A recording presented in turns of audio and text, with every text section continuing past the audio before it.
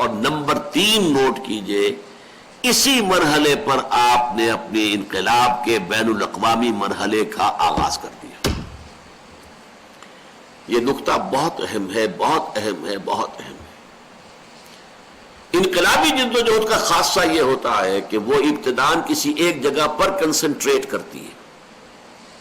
پھیلاتی نہیں اپنے آپ کو، ایک جگہ پر کنسنٹریٹ کرتی ہے، ساری طاقت وہیں پر لگے تاکہ وہاں انقلاب آ جائے۔ جب انقلاب وہاں جائے گا اب وہ انقلاب پھیلے گا، اور جو ایک تبلیغی قسم کی کام ہوتے ہیں جیسے کہ عیسائی مشنریز کا کام ہے، یا ہمارے ہاں بھی ایک تبلیغی جماعت ہے، وہ پھیلاتے ہیں، وہ بات کو پھیلا رہے ہیں، پوری دنیا میں گھوم رہے ہیں، پوری دنیا کے اندر چلے لگا رہے ہیں، لوگ جو جا رہے ہیں سفر کر رہے ہیں، لیکن کسی ایک جگہ پر بھی وہ ایک انقلاب لانا، نظام قائم کر دینا، وہ ان کے پیش نظر ہے ہی نہیں۔ تو یہ بنیادی فرق سمجھ لیجئے، ریولوشنری اور مشنری، یہ دو جو کام ہیں، revolutionary struggle and missionary work, ان میں زمین و آسمان کا فرق ہے۔ مشنری ورک میں مذہب کی تبلیغ ہوتی ہے، صرف عقائد، عبادات، ان کی تبلیغ ہوتی ہے، اور ریولوشنری میں نظام قائم کرنا مقصود ہوتا ہے۔ مذہبی یا مشنری وہ زمین پر پھیلنے والی بیل کی مانند ہے، جیسے خربوزے کی بیل ہے، زمین پر ہی پھیلتی چلی جائے گی، متیرا ہے، کوئی اور شے ہے، بیل جو ہوگی وہ کھڑی نہیں ہوتی درخت کی شکل میں، وہ پھیل جائے گی، ہو سکتا ہے بیگھوں میں پھیل جائے بیل، لیکن اٹھے گی نہیں، وہ درخت کی شکل اختیار نہیں کرے گی۔ جبکہ ریولوشنری پروسیس وہ ایک جگہ پر، جیسے درخت آم کے چاہے 2 ہی پتیاں نکلی ہے گٹھی میں سے، اوپر کو رخ ہوگا ان کا، اوپر بڑھے گا، ایک تنا بنے گا، اوپر جائے گا، اوپر جا کر پھیلے گا، پھر درخت سایہ کرے گا یا پھل دے گا، پھیلے گا اوپر جا کر۔ انقلاب ایک جگہ پر جو ہے کنسنٹریٹ کر کے وہاں تبدیلی لاتا، پھر اس کا ایک نظام جو ہے وہ پھر اس کی ایکسٹینشن ہوتی ہے دائیں بائیں شمال جنوب۔ تو یہ فرق ذہن میں رکھیے،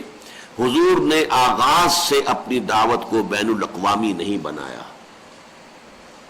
حالانکہ نوٹ کر لیجئے جب حضور پر وحی کا آغاز ہوا ہے اس وقت آپ غنی تھے، حضرت خدیجہ کی دولت، بہت بڑی دولت آپ کے پاس موجود تھی،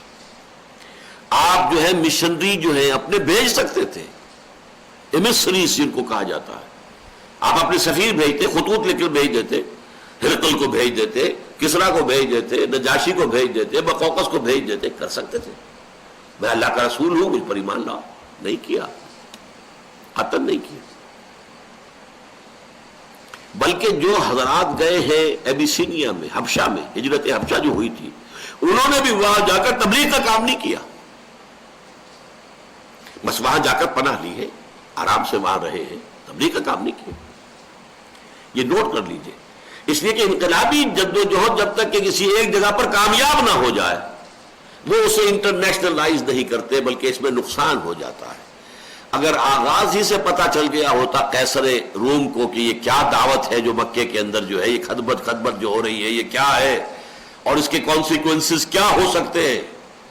تو ظاہر بات ہے وہ بھی کوئی نہ کوئی روک لگاتا، کوئی رکاوٹ ڈالتا۔ اگر کسرا کو پتہ چل جاتا کہ میری جڑیں کھو دی جا رہی ہیں اور یہ عرب کے صحرا کے اندر سے کوئی ایسا طوفان اٹھنے والا ہے کہ جس میں میری پوری سلطنت جو ہے وہ تنکے کی طرح بہہ جائے گی، تو وہ کوئی نہ کوئی رکاوٹیں ڈالتا، انہیں تو پتہ ہی نہیں چلا۔ ہاں جب عرب میں یہ پوزیشن ہو گئی کہ قریش نے گویا کہ تسلیم کر لیا that Muhammad is a power to reckon with، اب وہ پوزیشن تھی، اب آپ نے نامہ ہائے مبارک بھیجے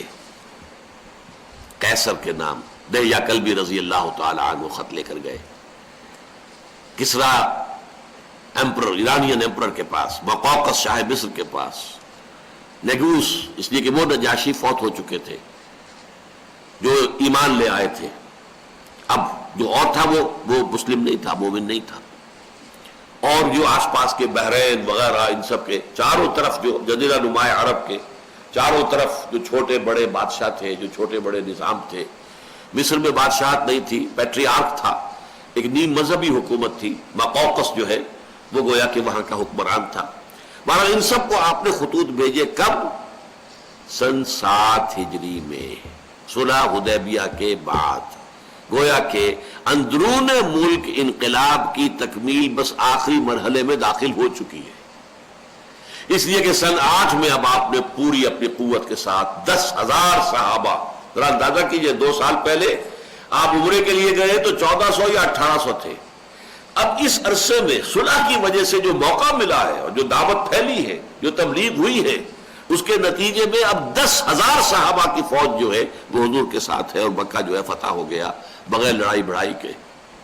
اس موقع پر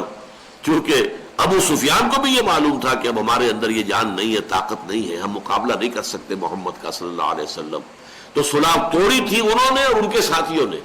اس نے کوشش کی کہ صلح کی تجدید ہو جائے، دوبارہ صلح ہو جائے، لیکن حضور صلی اللہ علیہ وسلم نے اس صلح کی تجدید جو کرنے پر آمادگی ظاہر نہیں کی، اور آپ نے سفر کیا، اور آپ اس کے نتیجے میں